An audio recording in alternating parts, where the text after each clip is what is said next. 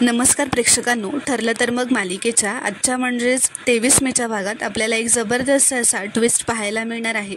पण त्याआधी जर तुम्ही माझ्या चॅनलवर नवीन असाल तर चॅनलला प्लीज सबस्क्राईब करा. आता आपण पाहतो की सगळे मिळून अश्विनचं औक्षण करतात. त्याला बर्थडे गिफ्ट्स देतात. कल्पना व प्रताप अश्विनचं औक्षण करतात व मग प्रिया पुढे येते व अश्विनला ओवाळते आणि तिने त्याला एक एक्सपेन्सिव्ह असं गिफ्ट म्हणजेच वॉच दिलेलं असतं. अश्विनलाही ते आवडतं. तर आता सायली पुढे येते आणि अश्विनला ओवाळते. तर आता अर्जुन अश्विनला एक गिफ्ट देतो व आता उघडून बघायला सांगतो. आता अश्विन ते उघडून बघतो तर त्यात खेळण्यातली बस असते. तर प्रिया आता हे बघून हसू लागते व म्हणते, खेळण्यातली बस?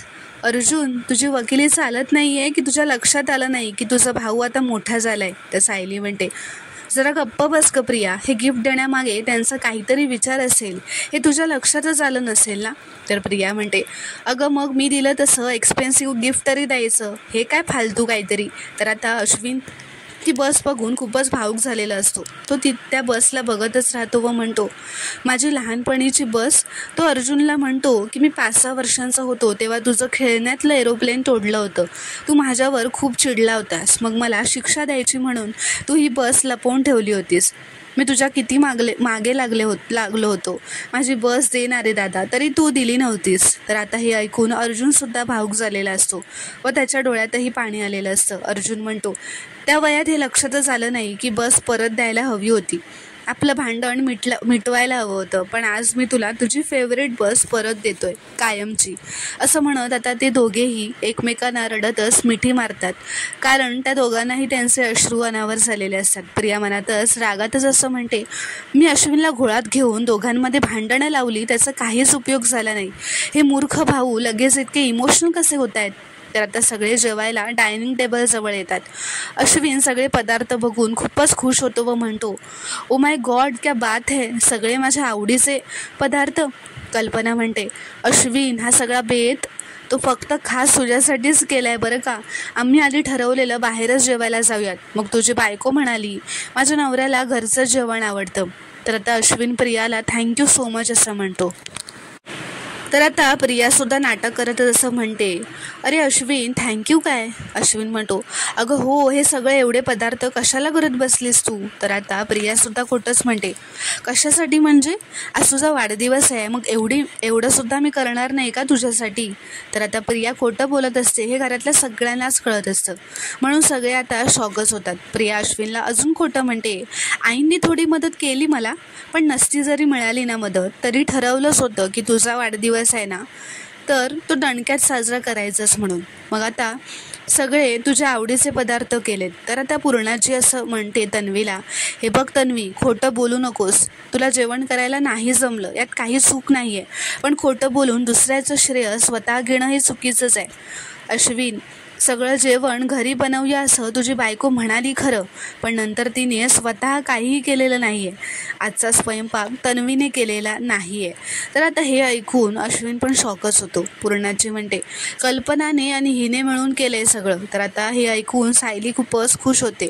अर्जुन आता मुद्दाम पूर्णाचीला विचारतो, हिने म्हणजे कोणी ग पूर्णाची? तर पूर्णाची म्हणते, तुझ्या बायकोने. तर आता हे ऐकून सायली खरंच खूपच खुश झालेली असते व ती आता मनातच असं म्हणते, पूर्णाची, आज सगळ्यांसमोर माझ्यासाठी बोललात, लवकरच माझ्याशीही बोलाल.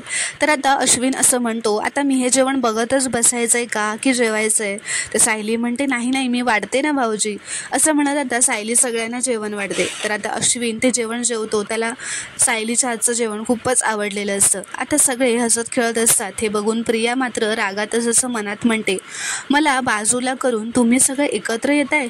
आधी मी काहीही बोलले ना तरी ही म्हातारी माझी बाजू घ्यायची, पण आज चक्क हिने मला खोटं पाडलं. मला बाजूला करून तुम्ही सगळे एकत्र यायला बघताय का? काय वाटेल ते झालं तरी मी हे होऊ देणार नाही. तर सायली आता मनातच असं म्हणत असते, हे आहे खरं सुभेदार कुटुंब, हसणारं, एकमेकांवर प्रेम करणारं. काय वाटेल ते झालं तरी मी यांना एकत्र ठेवणारच आहे. तर आता रात्री अर्जुन व सायली त्यांच्या खोलीत असतात. अर्जुन सायलीला असं म्हणतो, अश्विनचा वाढदिवस एकदम हॅपीली सेलिब्रेट झाला, अगदी तुम्हाला हवा होता ना तुमच्या मनासारखा. तर सायली म्हणते, हो तर आता घरातले सगळे माझ्या बाबतीत निवडायला लागलेत आणि आईने तर माझ्यासोबत स्वयंपाकसुद्धा केला आणि पूर्णाजीने तर प्रियाला ऐकवलं की स्वयंपाक तू नाही मी आणि आईंनी मिळून केलाय असं म्हणत ती आनंदातच अर्जुनचे गाल ओढू लागते. तर आता अर्जुन म्हणतो, तू कायम ना अशीच हसत राहा. तर आता इथे दुसरीकडे दामिनी तिच्या ऑफिसमध्ये असते व लास्ट टाइम कोर्टात काय काय झालं, अर्जुनने कसं तिला हरवलं ते सगळं तिला आता आठवू लागत असतं. आता ती महिपतला फोन करते व महिपत मात्र त्याच्या घरी झोपलेला असतो. महिपत फोन उचलतो व म्हणतो, कोण आहे? तो झोपेतच असं म्हणतो. तर दामिनी म्हणते, शिखरे ताबडतोब मला भेटायला या, माझं काम आहे तुमच्याकडे. तर महिपत म्हणतो, देशमुखबाई तुम्ही? दिवसा ढवळ्या भेटल्यावर तुम्ही मला अंगठ्या खाली चेचता, आता रात्री पण तुम्ही माझ्या स्वप्नात यायला लागलात.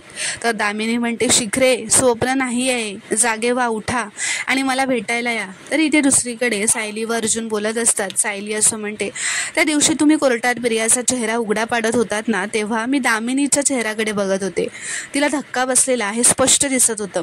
अर्जुन म्हणतो, आय एम व्हेरी शुअर तन्वीने दामिनीला सुद्धा सगळं खरं सांगितलेलं नसणार आहे, ती मुलगी ना कोणाकडेही ऑनेस्ट नाही आहे. सायली म्हणते, प्रियाची नाटकं आपण खूप सहन केली, पण आता यापुढे नाही. मी तर त्या दिवसाची वाट बघते जेव्हा दोन गोष्टी होतील, एक तर आपलं घर पुन्हा पूर्वीसारखं एकत्र येईल आणि दुसरं म्हणजे प्रियाचा खोटेपणा सगळ्यांसमोर येईल. तर अर्जुन म्हणतो, प्रियाचा खोटेपणा तर आपण वारंवार सगळ्यांसमोर आणण्याचा प्रयत्न करतोय, पण सिनियर आणि प्रतिमात्याची मुलगी तन्वी द ग्रेट कधीही चुकू शकत नाही असं सगळ्यांनी ठरवूनच ठेवलंय, पण हा गैरसमज दूर करायला हवा. सायली म्हणते, होईल, आपण तो दूर करू, घरामधलं मी बघून घेईन आणि कोर्टात तुम्ही, तो दिवस आता नक्की जवळ आलाय. तर आता इथे महिपत दामिनीला असं म्हणतो, रात्रीचे 2 वाजले दामिनीबाई, कुठे एवढी आग लागली आहे? तर दामिनी म्हणते, आपण ज्या रस्त्यावरनं चाललोय ना शिखरे, त्या जमिनीखाली आग लागली आहे आणि आपण वेळीच पावलं उचलली नाही तर आपली राख होईल. तर आता महिपत असं म्हणतो, मी सकाळी येतो ना तुमच्याकडे. तर दामिनी म्हणते, तुम्हाला काय वाटलं शिखरे, मी तुम्हाला 2 वाजता रात्री कॉफी प्यायला बोलवते? आपण पण झोपून राहिलो ना तर तो अर्जुन सुभेदार होत्याचं नव्हतं करेल, मग साक्षीला जन्मठेपेची शिक्षा होईल. मग 8 तास काय 20 तास झोपा काढा, उठवायला मुलगी नसणार आहे हे लक्षात ठेवा. तर आता हे ऐकल्याबरोबर महिपत धाडकन उठून बसतो व म्हणतो, असं काय बोलताय तुम्ही, असं काही बोलू नका देशमुखबाई. तर माझ्या लेकीचं तुम्ही असं जर म्हणाला तर माझ्या लेकीचं काय होईल? तर दामिनी म्हणते, म्हणूनच सांगते, स्वतःच्या मुलीला जर परत जेलमध्ये पाठवायचं नसेल ना तर ताबडतोब येऊन भेटा मला इथे. तर आता इथे दुसरीकडे अर्जुन सायलीला असं म्हणतो, मला कोर्टात जास्तीत जास्त जोर लावावा लागणार आहे. आता दामिनी आता गप्प बसणार नाहीये, अर्ध्या रात्री उठून सुद्धा ती केसवर काम करणार आहे एवढं नक्की. सायली म्हणते, करू द्यात, देवाचा न्याय उशिरा असतो पण मिळतोच, कोर्टाचंही तसंच आहे. अर्जुन म्हणतो, साक्षीच्या अगेन्स्ट आता जी पुराव्यांची चेन तयार करतोय ना ती आता पूर्ण होत आली आहे, आता फक्त एक शेवटची हिअरिंग, मग साक्षी आणि तन्वी दोघंही आत जाणार, पण त्याआधी आपल्याला दामिनीला गप्प बसवायला लागणार आहे. तर आता इथे दामिनी महिपतला असं म्हणते, नवीन नाही, तुमचं जुनंच आपल्याला महागात पडणार आहे, तुमच्या जुन्या चुकांमधून काहीतरी आपल्याला शोधावं लागेल ज्याने आपला फायदा होईल. तर महिपत म्हणतो, म्हणजे मला कळलं नाही. तर दामिनी म्हणते, तुम्हाला जर का एवढं कळलं असतं तर तुम्ही मला माझी एवढी फी दिली असती का शिखरे? गुपचूप इथे या, मी विचारेन त्या प्रश्नांची उत्तरं द्या. तो सुभेदार हात धुवून मागे लागणार आहे आता आपल्या, त्याआधी आपल्याला आपली सगळी सूत्रं तयार ठेवायला लागणार आहेत. महिपत म्हणतो, बरोबर आहे, आलो मी लगेच. तर आता इथे सायली अर्जुनला असं म्हणते, दामिनी करून काय करणार आहे, आणखीन खोटं बोलेल ना, पण साक्षी आणि प्रियाला वाचवण्या इतके खोटे पुरावे ती उभे करू शकणार आहे का?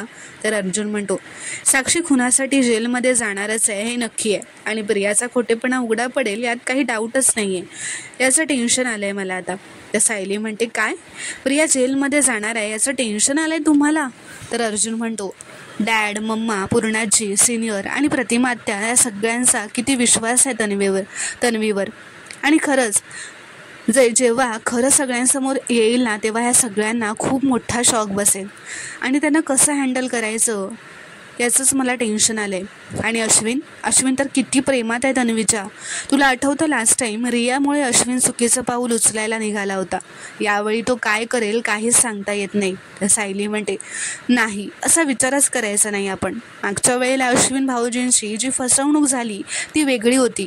या वेळेला ते असे दुबळे पडणार नाहीत.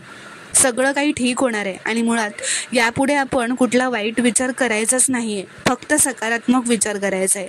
तर प्रेक्षकांनो, पुढील भागात आपण काय घडणार हे पाहणं आता खूपच रोमांचक ठरणार आहे. व्हिडिओ पूर्ण बघितल्याबद्दल धन्यवाद. व्हिडिओ आवडल्यास कॉमेंटमध्ये नक्की कळवा व चॅनलला प्लीज सबस्क्राईब करा.